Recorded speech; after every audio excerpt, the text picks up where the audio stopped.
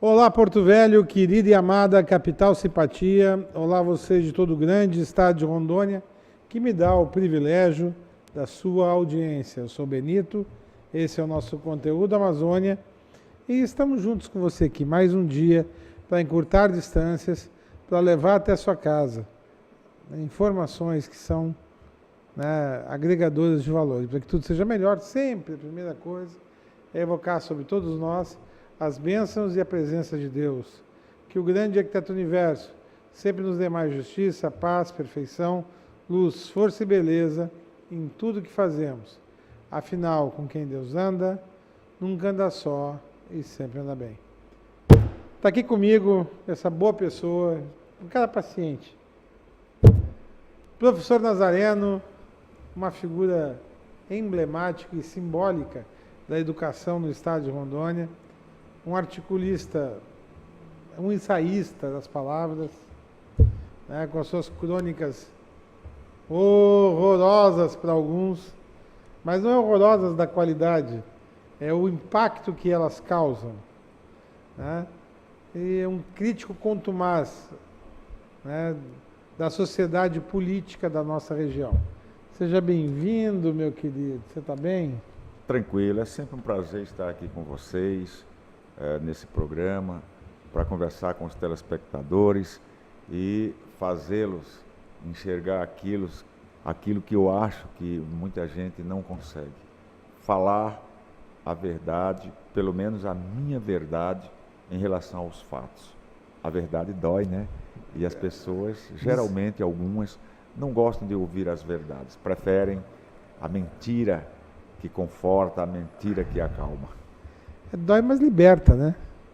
Dói, mas liberta, ou pelo menos faz com que as pessoas consigam pensar. Meu pai dizia, dói, ou liberta, ou deixa de boca aberta.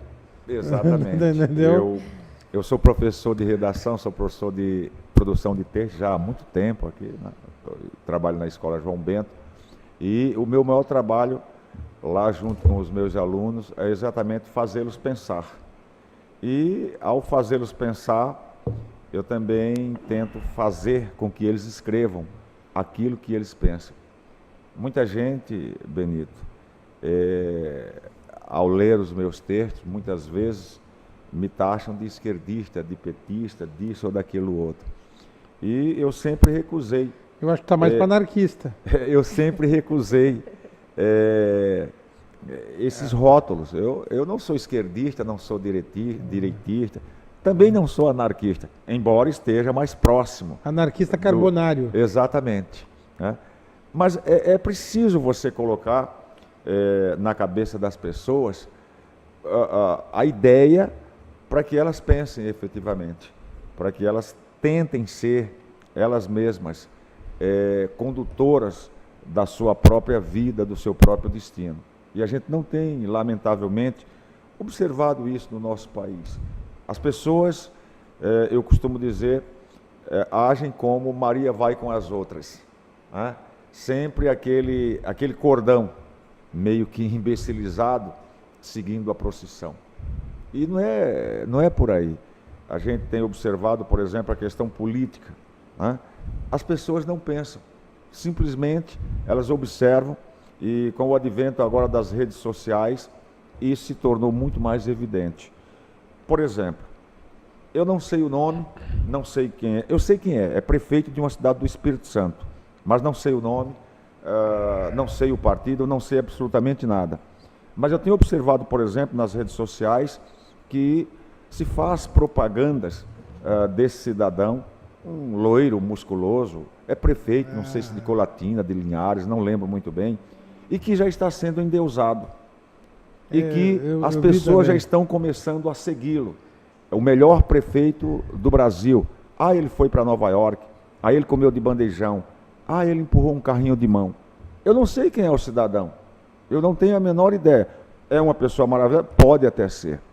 Mas é um charlatão na vida política do nosso país? Pode ser também, eu não o conheço.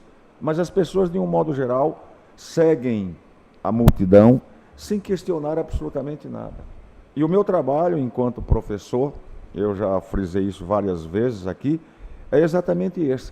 tentar abrir a cabeça, principalmente dos jovens, principalmente dos alunos, no sentido de começar a pensar o Brasil no aspecto político, no aspecto social, no aspecto econômico. E é difícil, é muito difícil, é um trabalho muito árduo, porque, de um modo geral, esses meninos, eu digo esses meninos, jovens, na idade de 16, 17 anos ainda, já vêm, por incrível que pareça, com a cabeça feita. E a cabeça feita por quem? Pela mídia, de um modo geral. A cabeça feita por quem? Pelas redes sociais. A cabeça feita por quem?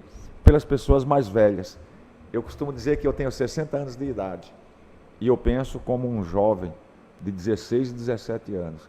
E que um dos maiores defeitos dos meus alunos é pensar como os velhos, como eu, de 60 anos de idade. Então a gente tem que fazer essa revolução. A gente precisa mudar, efetivamente, porque a situação não está boa. A situação ela está piorando ano após ano e agora dia após dia. Né? Então é preciso pensar o Brasil, eu costumo dizer, é preciso pensar Rondônia, é preciso pensar Porto Velho, é preciso pensar a importância de cada um de nós dentro desse contexto que faz com que efetivamente a gente cruze os braços e fique esperando, né, deitado eternamente num berço esplêndido, que alguém chegue lá e faça aquilo para mim. O povo brasileiro, de um modo geral, não participa dos destinos políticos do Brasil. E essa é a minha luta. Professor Nazareno, acho que nós temos uma missão aí complicada nesse ano de 2019, né? Como você mesmo colocou, as redes sociais, né, as mídias sociais estão muito fortes e ainda, infelizmente, não conseguimos produzir dentro dessa potência algo que seja realmente produtivo para a nossa sociedade, com informações realmente importantes, né? E esse é um grande desafio, né, para os comunicadores de uma maneira em geral, dos blogueiros, que comecem a fazer um serviço que seja realmente importante para a nossa sociedade e principalmente para os nossos jovens, que estão conectados 24 horas por dia, né? Isso eu acho que você, em sala de aula, deve acompanhar esse reflexo muito fortemente, né? E espero que os nossos jovens que têm a oportunidade de fazer esse debate ideológico com você, saiam pessoas, alunos, né, transformadores de ideias, que eles consigam, com essa reflexão, nos trazer em breve algo diferente para a nossa sociedade. Não vai saudar o cara? Pois é, professor. Muito bem-vindo ao nosso programa. Tá bom. Vou chamar a vinheta, professores. Vamos começar. Vou levantar um tópico para a conversa. Não vou dizer nem para debate. Tudo Por favor, bem. Eudes, nossa vinheta.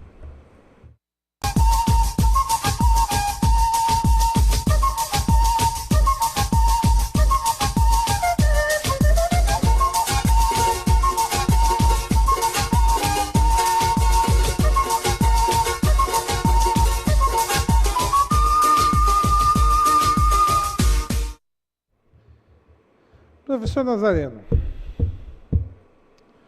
olhando um governo federal que vem em queda livre, pode ser que estanque a queda e se torne o maior governo da história do Brasil. Pero eu não creio. Não creio porque faz só asneira, faz muita coisa errada. Comemorou o 64, umas coisas assim que não é de gente séria. Um governo estadual que não se encontra das pernas e tem atitudes que não são humildes em relação à coisa pública. Né? Perseguição para todo lado. Outra coisa desagradável. Eu gostaria de ver o maior governo da história desse estado, porque eu moro aqui. E tem a prefeitura que eu vou te falar, né? Já está indo para o 3º ano e não se encontrou das pernas ainda. Então, professor Nazareno, a pergunta é muito simples. Nós merecíamos isso? O que fizemos para merecer isso? Eu já disse várias vezes, repito nos meus textos, eu não votei nem para o governo do Estado, nem para presidente da República, nesse pessoal que aí está. Eu não votei. Porém, o governo Bolsonaro, por exemplo, está me surpreendendo. Porque eu sabia, eu vislumbrava, eu tinha algumas informações de que seria um governo fraco, medíocre, muito ruim. E estou surpreso, porque ele é 10 vezes pior do que isso que eu pensava. E eu não estou feliz, eu não estou satisfeito com esse governo. Porque, por incrível que pareça, embora eu não tenha votado neles, mas eu também estava na torcida para que fosse um bom governo. O jornalista norte-americano Henry Mencken, ele disse certa vez, todos nós devíamos nos envergonhar do governo que temos, todos nós. E eu fico realmente muito preocupado, porque se você pegar, né, o telespectador pegar, por exemplo, a questão do governo federal, meu Deus do céu, comemorar 1964, gente, nós estamos em 2019, 55 anos depois, faz parte da história, teve a sua importância, claro que teve, porém, nós não podemos nos apegar a uma questão como essa, é uma questão ideológica. Nós precisamos de uma ideologia para viver, mas nós não vivemos de ideologia, nós vivemos do trabalho, nós vivemos do dia a dia. Então, 2019 precisa ser reconstruído para que eu possa lembrar 1964. São 55 anos, não houve golpe. Pelo amor de Deus, me diga o que é um golpe. Não foi ditadura. O que é uma ditadura, então?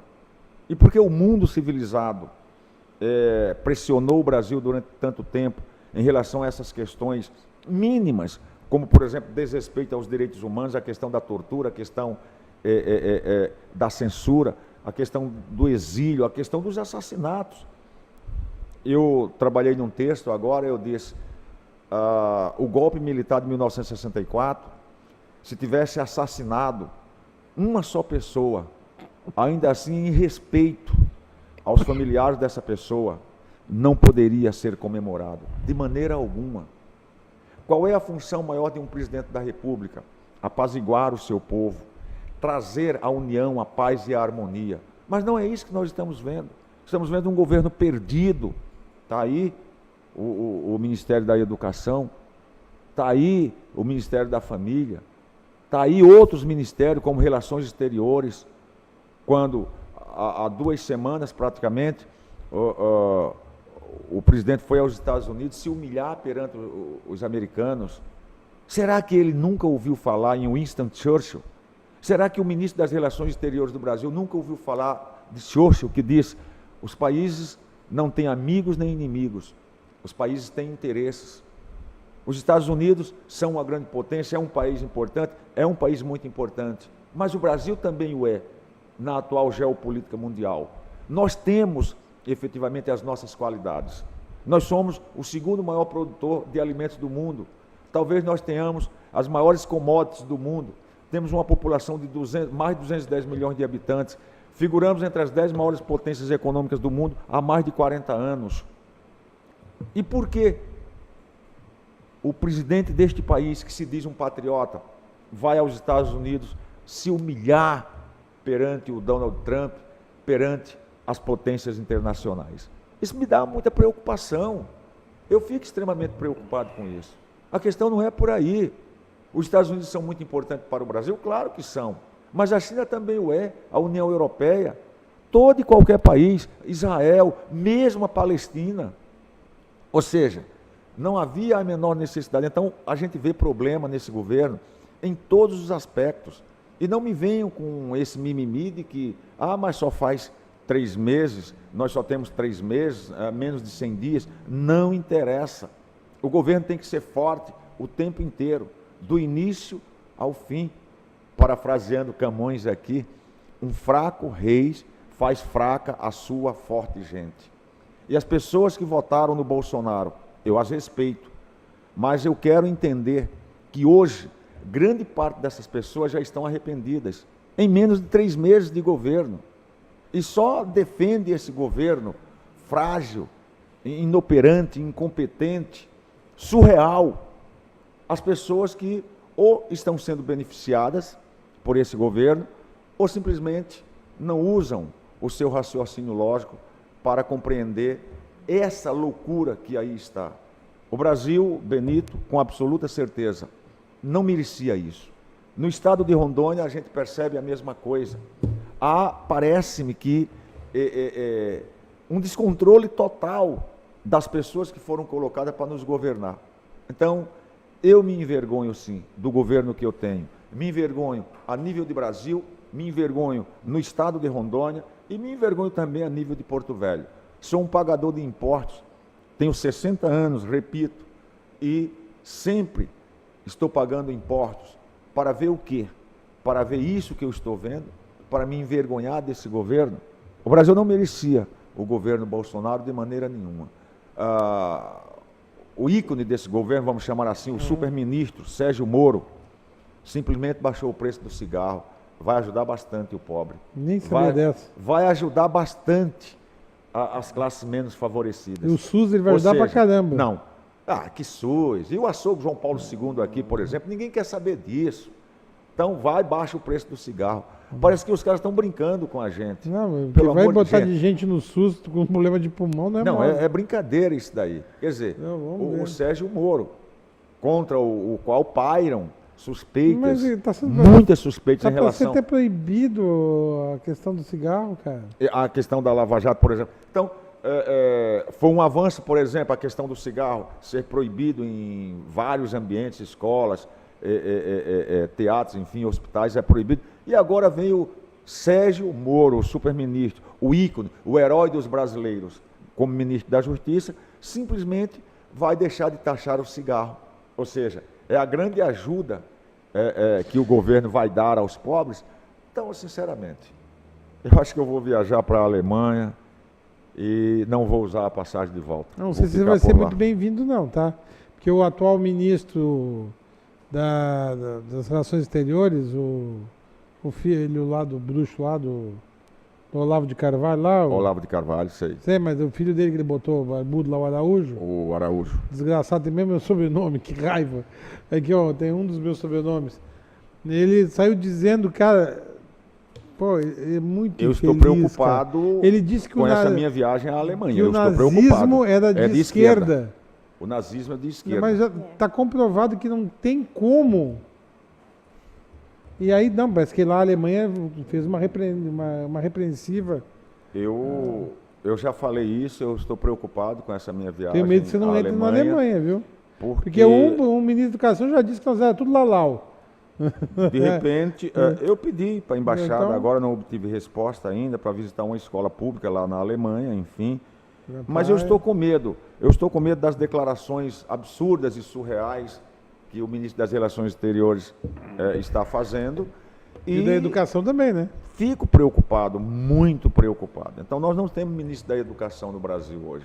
Eu esperava até que esta semana ele tivesse que sair do cargo, porque ele foi àquela comissão lá no Congresso e ele apanhou de todo mundo, inclusive daquela deputada, acho que a Tabata, deputada federal do PDT em São Paulo. Sim. Uma menininha. Ela é uma garota, 25 anos.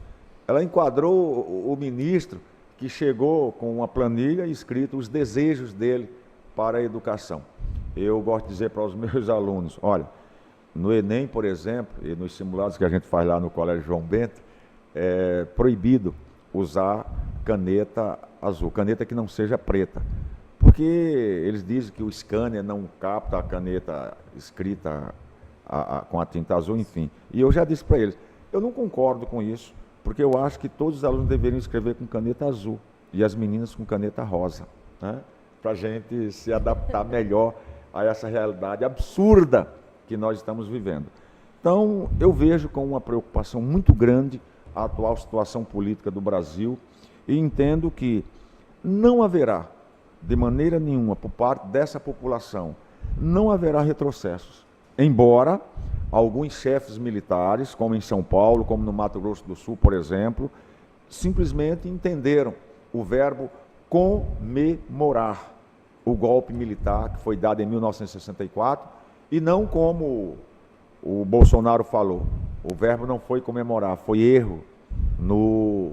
do porta-voz. Exatamente, é rememorar. O corretor dele colocou comemorar e botou rememorar. Então, comemorar o quê? 467 mortos.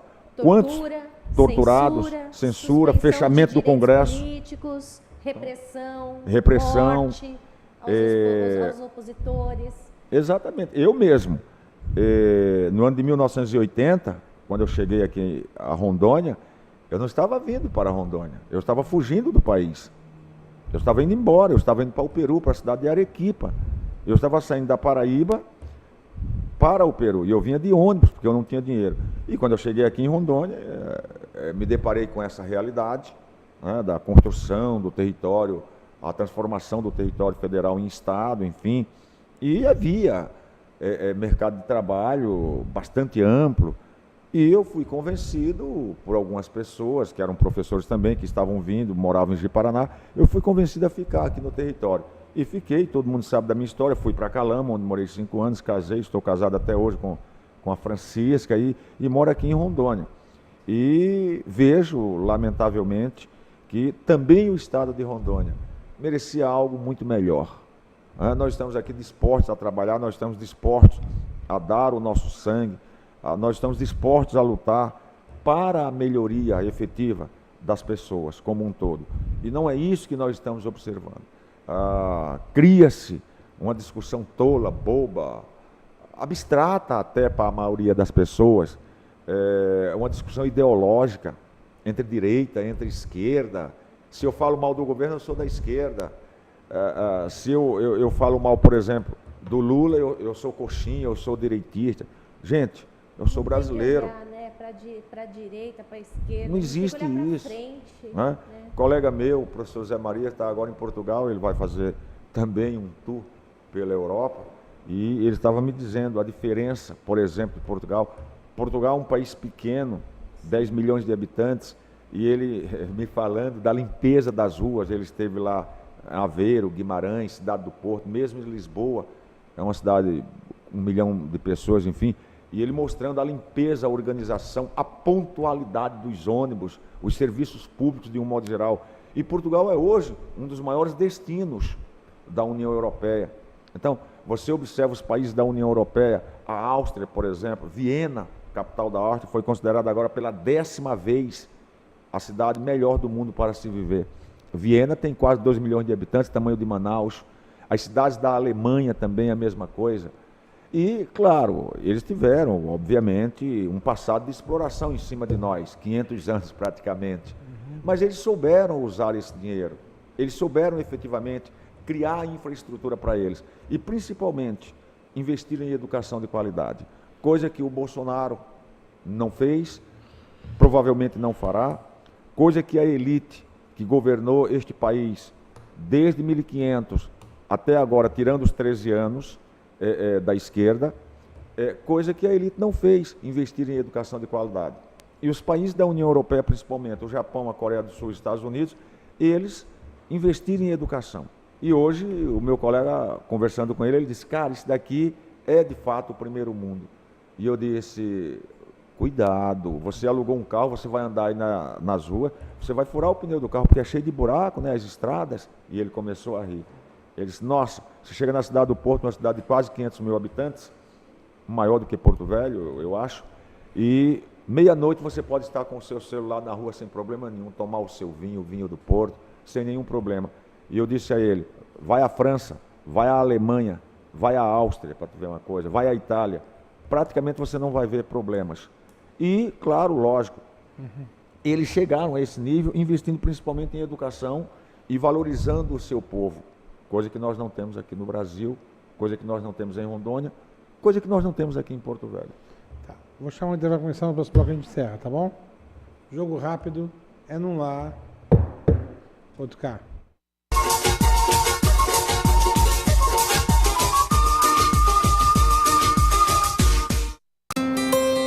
Você nunca ficou preso às fronteiras.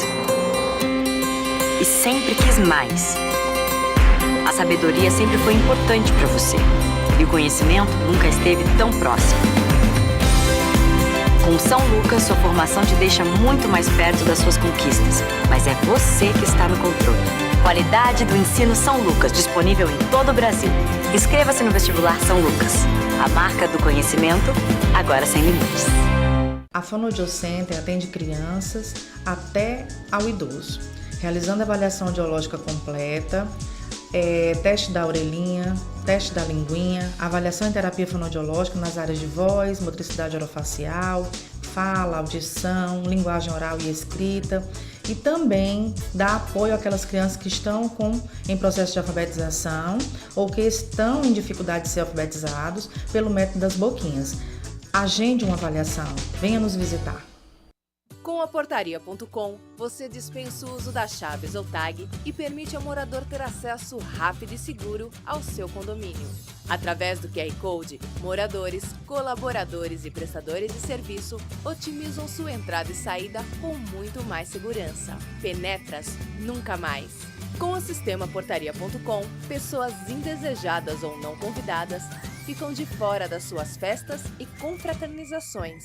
Você envia o QR Code para cada convidado, permitindo a entrada somente de quem você quiser. QR Code Portaria.com. A segurança em evolução. O melhor sistema de portaria remota do país, já em Porto Velho. Mais segurança e agilidade para o seu condomínio.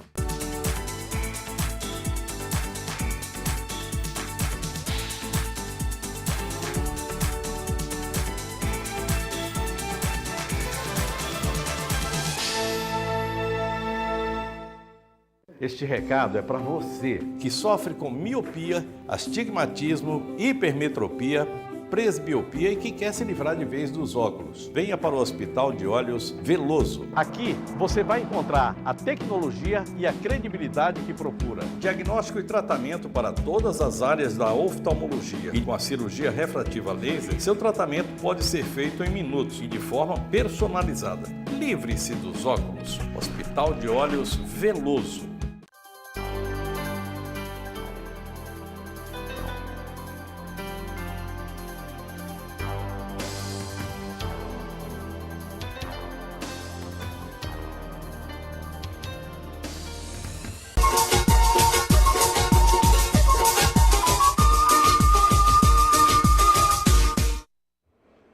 Professor, chegando à nossa conclusão, estamos concluindo. Eu acredito que o telespectador, né, porto-velhense, rondoniense, o telespectador brasileiro, de um modo geral, precisa começar a pensar melhor o seu destino. Eu entendo que ele já sofreu muito e ele agiu como a formiga, né? A formiga estava com raiva da cigarra e por isso votou no inseticida. E todos serão mortos, inclusive o grilo que se absteve de votar. E o brasileiro fez isso, o rondoniense fez isso. Há homens sérios, há pessoas que gostam de trabalhar e há pessoas que gostam efetivamente de ver os seus problemas resolvidos. Dinheiro para isso há. É preciso fazer a reforma da Previdência? Claro que é preciso, a gente vai discutir depois. Mas dinheiro para isso há. Nós estamos entre as 10 maiores potências econômicas do mundo. Porém, o que nós estamos vendo aí, a nível de governo federal, estadual e até municipal também, realmente nos remete a ter uma vergonha muito grande. Então, o eleitor ele precisa pensar, ele precisa realmente decidir que destino ele quer para ele e para o seu país. A cigarra? A cigarra e a formiga. A formiga estava com raiva da cigarra, foi lá e votou no inseticida. E todos serão mortos, inclusive o grilo e os outros insetos que não participaram de nada. Que não votaram. Que não votaram. Essa é a nossa realidade hoje. Essa é a nossa realidade hoje. Então, nós colocamos um governo muito fraco, pusilânime, surreal até. O Brasil, decididamente, não merece este governo. Concluindo daí, tchau. Professor Nazareno, obrigada pela sua presença aqui mais uma vez. E a vocês de casa, um grande abraço e até a próxima. Pessoal, espero que vocês tenham gostado. Tudo aqui é para você, para melhorar a sua vida e levar você a pensar mais. Que o grande arquiteto universo continue descobrindo a todos com sua luz, sua vida, seu amor, e eu te encontro aqui com certeza no próximo programa. Foi um privilégio ter estado com vocês. Até lá.